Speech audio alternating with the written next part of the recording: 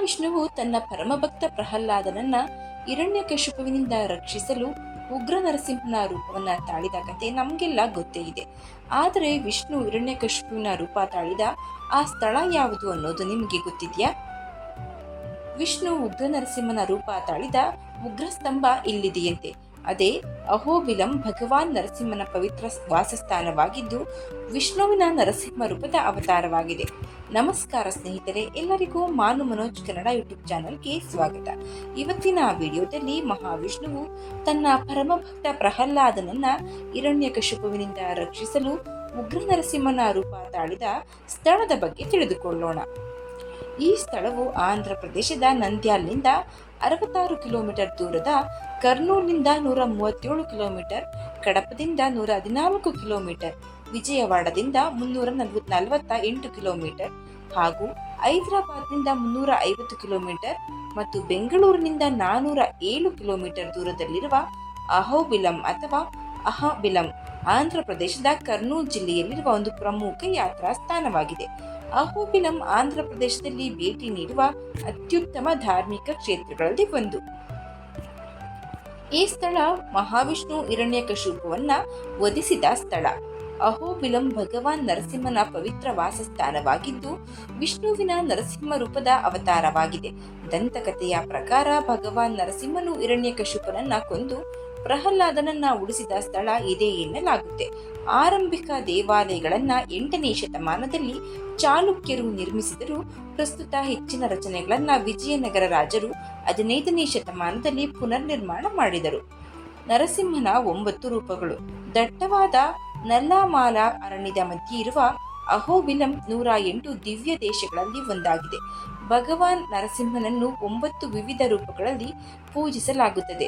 ಮುಖ್ಯ ದೇವಾಲಯದಿಂದ 5 ಕಿಲೋಮೀಟರ್ ವ್ಯಾಪ್ತಿಯಲ್ಲಿ ಎಲ್ಲ ರೂಪಗಳಿಗೆ ಪ್ರತ್ಯೇಕ ದೇವಾಲಯಗಳು ಇರೋದ್ರಿಂದ ಈ ಸ್ಥಳವನ್ನ ನವನಾರಸಿಂಹ ಕ್ಷೇತ್ರ ಎಂದು ಸಹ ಕರೀತಾರೆ. ಜ್ವಾಲಾ ನರಸಿಂಹ, ಅಹೋಬಿಲ ನರಸಿಂಹ, ಮಾಲೋಲ ನರಸಿಂಹ, ಕ್ರೋಧ ನರಸಿಂಹ, ಕಾರಂಜ ನರಸಿಂಹ, ಭಾರ್ಗವ ನರಸಿಂಹ, ಯೋಗಾನಂದ ನರಸಿಂಹ, ಚಕ್ರವತ ನರಸಿಂಹ ಮತ್ತು ಪಾವನ ನರಸಿಂಹ ಇವು ನರಸಿಂಹನ 9 ರೂಪಗಳು. ಪಟ್ಟಣವನ್ನ ಕೆಳ ಅಹೋಬಿಲಂ ಮತ್ತು ಮೇಲ್ ಅಹೋಬಿಲಂ ಎಂದು 2 ಭಾಗಗಳಾಗಿ ವಿಂಗಡಿಸಿದ್ದಾರೆ. ಈ 9 ದೇವಾಲಯಗಳಲ್ಲಿ ಯೋಗಾನಂದ, ಚಕ್ರವತ ಮತ್ತು ಭಾರ್ಗವ ನರಸಿಂಹಸ್ವಾಮಿ ದೇವಾಲಯಗಳು ಕೆಳ ಅಹೋಬಿಲಂನಲ್ಲಿವೆ ಮತ್ತು ಉಳಿದ 6 ದೇವಾಲಯಗಳು ಮೇಲಿನ ಅಹೋಬಿಲಂನಲ್ಲಿವೆ. ಕೆಳಗಿನ ಅಹೋಬಿಲಂನಲ್ಲಿ ಭಗವಾನ್ ನರಸಿಂಹಸ್ವಾಮಿಯ ಮತ್ತೊಂದು ದೇವಾಲಯವಿದೆ. ಅಲ್ಲಿ ಭಗವಂತನ ವಿಗ್ರಹವನ್ನ ತಿರುಪತಿಯ ವೆಂಕಟೇಶ್ವರ ಭಗವಂತನೇ ಸ್ಥಾಪಿಸಿದನೆಂದು ನಂಬಲಾಗಿದೆ. ಅಹೋಬಿಲಂ ಒಂದು ಸಣ್ಣ ಪಟ್ಟಣ ಮತ್ತು ಸಣ್ಣ ಹೋಟೆಲ್ಗಳು ಮತ್ತು ಕ್ಯಾಂಟೀನ್ಗಳಲ್ಲಿ ಆಹಾರ ಇಲ್ಲಿ ಲಭ್ಯವಾಗುತ್ತದೆ. ಮೇಲ್ಭಾಗದ ಅಹೋಬಿಲಂನಲ್ಲಿ ಬ್ರಾಹ್ಮಣ ನಿತ್ಯ ಅನ್ನದಾನ ಛತ್ರ ಇದೆ. ಅಲ್ಲಿ ಸುಮಾರು 400 ಜನರಿಗೆ ಪ್ರತಿದಿನ ಆಹಾರವನ್ನ ನೀಡಲಾಗುತ್ತೆ. ಇದಲ್ಲದೆ ಶ್ರೀ ಅಹೋಬಿಲ ಮಾತಂ ಅನ್ನಮಾಚಾರ್ಯ ನಿತ್ಯ ಅನ್ನದಾನ ಟ್ರಸ್ಟ್ ಎಂಬ ಟ್ರಸ್ಟ್ ಅನ್ನ ಸ್ಥಾಪಿಸಿದ್ದಾರೆ. ಶ್ರೀ ಲಕ್ಷ್ಮೀ ನರಸಿಂಹ ಸ್ವಾಮಿಯ ಭಕ್ತರಿಗೆ ಆಹಾರವಾಗಿ ಉಚಿತವಾಗಿ ನೀಡಲಾಗುತ್ತೆ. ಇನ್ನು ದಂತಕಥೆಗಳ ಪ್ರಕಾರ ಪ್ರಹ್ಲಾದನನ್ನ ರಾಕ್ಷಸ ರಾಜ ಹಿರಣ್ಯಕಶಿಪುವಿನಿಂದ ರಕ್ಷಿಸಲು ಕಾಣಿಸಿಕೊಂಡಿದ್ದು ಇದೇ ಕಂಬದಲ್ಲಿ ಎನ್ನಲಾಗುತ್ತದೆ. ಇದು ಅಹೋಬಿಲಂನ ಪ್ರಮುಖ ಆಕರ್ಷಣೆಯಾಗಿದೆ ಮತ್ತು ಎಲ್ಲಾ ಸಾಹಸ ಪ್ರಿಯರು ಪ್ರಯತ್ನಿಸಲೇಬೇಕು. ಈ ಉಗ್ರಸ್ತಂಭಕ್ಕೆ ಚಾರಣವು ತುಂಬಾ ಕಿರಿದಾದ ಹಾದಿಯ ಮೂಲಕ ಸಣ್ಣ ಬಂಡೆಗಳಿಂದ ಕೂಡಿರುತ್ತದೆ. ತುಂಬಾ ಜಾರಾಗಿರುತ್ತದೆ. ಇದು ಏರುವಿಕೆಯನ್ನು ಕಠಿಣಗೊಳಿಸುತ್ತದೆ. ಅವರೋಹಣವು ಅಷ್ಟೇ ಕಠಿಣವಾಗಿರುತ್ತದೆ. ನರಸಿಂಹ ಅವತಾರಕ್ಕೆ ಸಾಕ್ಷಿಯಾದ ಕುಂಟಕಂಬ.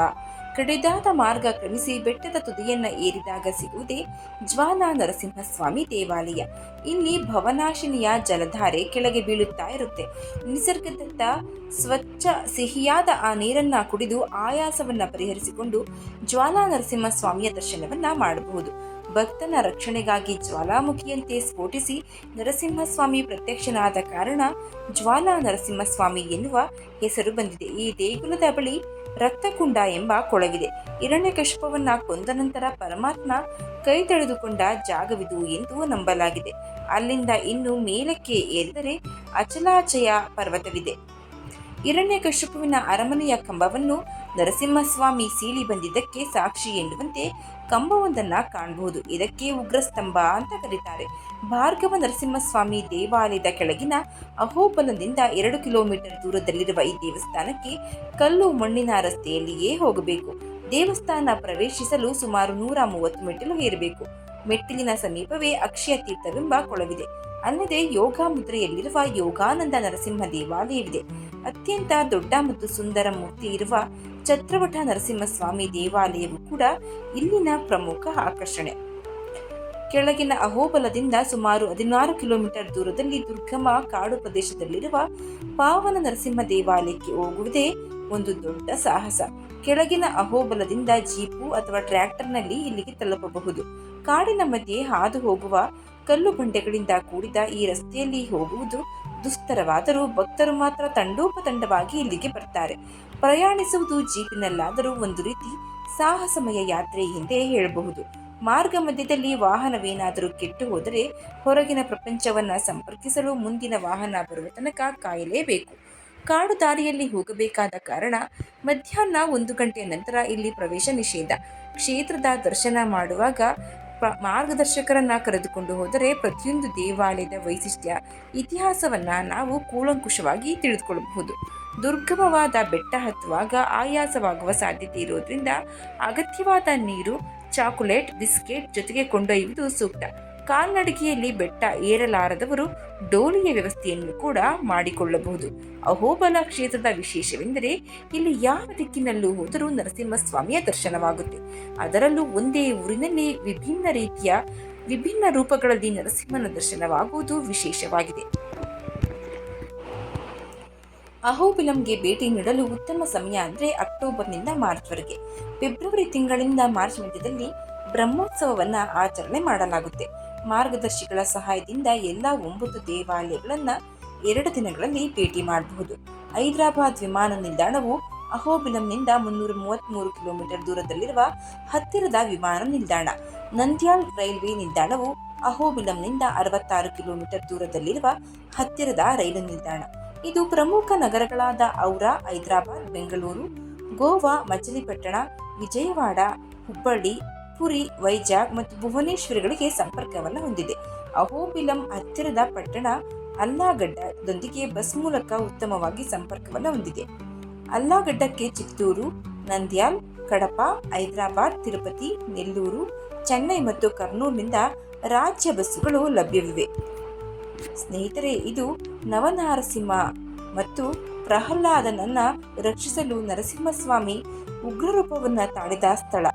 ನರಸಿಂಹಸ್ವಾಮಿಯು ಉಗ್ರ ನರಸಿಂಹನಾಗಿ ಅವತಾರವೆತ್ತಿದ ಈ ಸ್ಥಳದ ಬಗ್ಗೆ ಚಿಕ್ಕದಾಗಿ ಸರಳವಾಗಿ ಮಾಹಿತಿಯನ್ನು ನಿಮ್ಮ ಬಳಿ ಹಂಚಿಕೊಂಡಿದ್ದೇವೆ.